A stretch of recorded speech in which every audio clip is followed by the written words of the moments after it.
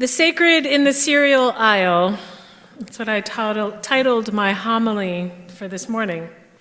The sacred in the cereal aisle, and I'd like to pull on a thread from my sermon from last week. When I noted that the average global human's carbon footprint is, does anyone remember?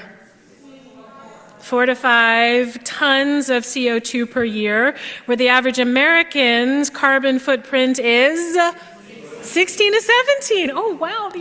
Thank you. Thank you. 16 to 17 tons of CO2 per year. And I noted that this is not morally or spiritually neutral. It reflects how we live, where we invest our time and our treasure, our relationship with the earth and her natural resources.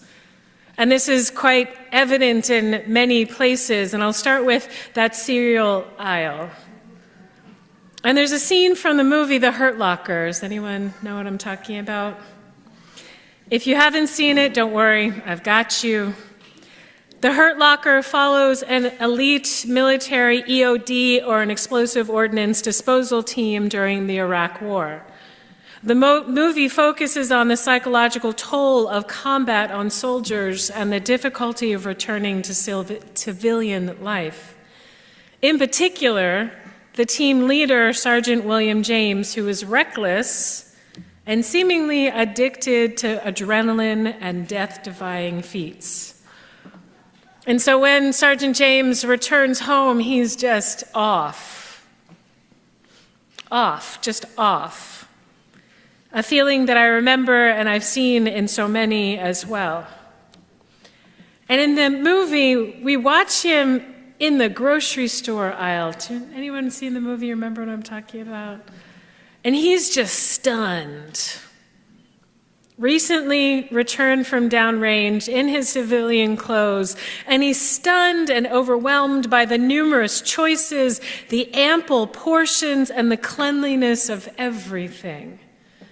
It's a far cry from where he had just been living in a war zone just a few short days before.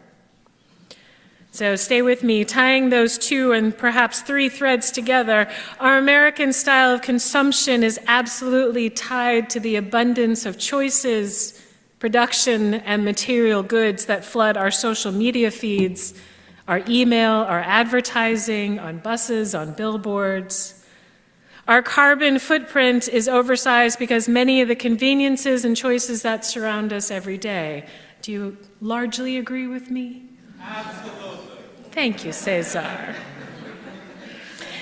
And beloveds, if we're getting really real, the vast majority of Americans do not know what it feels like to live in a war zone, where homes and entire neighborhoods, girls' schools, are erased in a flash.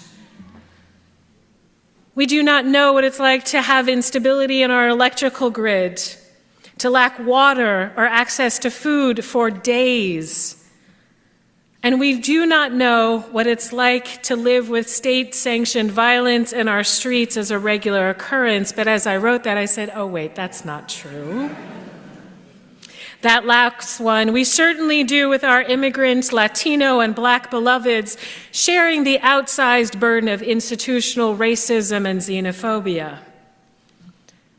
And I'll pause for a moment and say the beginning of true, authentic social justice commitment, it's not outrage, beloveds. It's compassion and empathy. It's letting our hearts crack to the suffering of the world and gaining understanding of our place in it. And if I were to ask each and every one of you what is weighing on your heart, could we be here for 6 hours? The list of what is breaking our hearts could be endless. From personal health struggles to relational strain to job stress to neighbor drama. From community concerns to national news and this unconscionable war, this unsupported, foolhardy, and immoral war that is devastating Iran, Kuwait, Bahrain, Qatar, Lebanon, and endangering the fragile ceasefire in Gaza, intensifying the humanitarian crisis. The global impact and both potential and real of this moment has led the United Nations to warn that this is a moment of grave peril. So why the sacred in the cereal aisle in this moment of grave peril? I'll tell you because, with a nod to our modern-day prophet Adrienne Marie Brown, would you agree, beloveds? And her seminal work, Emergent Strategy, what we pay attention to grows, and the small is all. What we pay attention to grows. You feed a thing and it grows. You starve a thing and it withers and dies. Feed your faith, your love, your heart, your service, and it grows exponentially. Starve your faith, your heart, your love, your service, and it withers and dies. Amen. Thank you, Cesar. Got my amen chorus right here. What we do on the small level reflects that widespread, large-scale change and shift we are cultivating. The small is all. And just you wait. There's science to back this up. The Nobel laureate Dr. Ilya Prigogine described the scientific and system thinking concept of islands of coherence. Is that ringing a bell for anyone? Islands of coherence? I'm seeing a few nods. An island of coherence is a small, localized pocket of order, alignment, there's your word, Elsa. Where's Elsa? Order, alignment, and reduced entropy or calm that emerge within a larger chaotic or unstable system or a sea of chaos. According to the Garrison Institute, these islands of coherence have the capacity to grow and shift the entire previously unstable system to a new, higher level of order. Do you see where I'm going with this? And when islands connect or strengthen, that's where the magic is. They act as leverage points and can trigger a tipping point that reorganizes the surrounding chaos. Are you feeling me yet? Being a Unitarian Universalist and living our values out loud in spiritual community sustains an island of coherence. You are each an island of coherence. This localized pocket of order, spiritual alignment, and calm, or reduced entropy in a sea of chaos. This congregation, this sanctuary, this building, these people, you are an island of coherence. And this morning when we blessed, oh my goodness, all those children and babies, with the spiritual dedication of this congregation, it is one of the highest reflections of our faith. What you pay attention to grows. The small is all in islands of coherence. So on this hallowed day, on this Sunday, this Canvas Sunday, everyone has the opportunity to commit or recommit yourselves to this thriving, vibrant island of coherence. Perhaps you've heard you don't have to be a member, you don't even have to come very often. That's not the point. A pledge of record is any amount. Your generosity is yours to discern.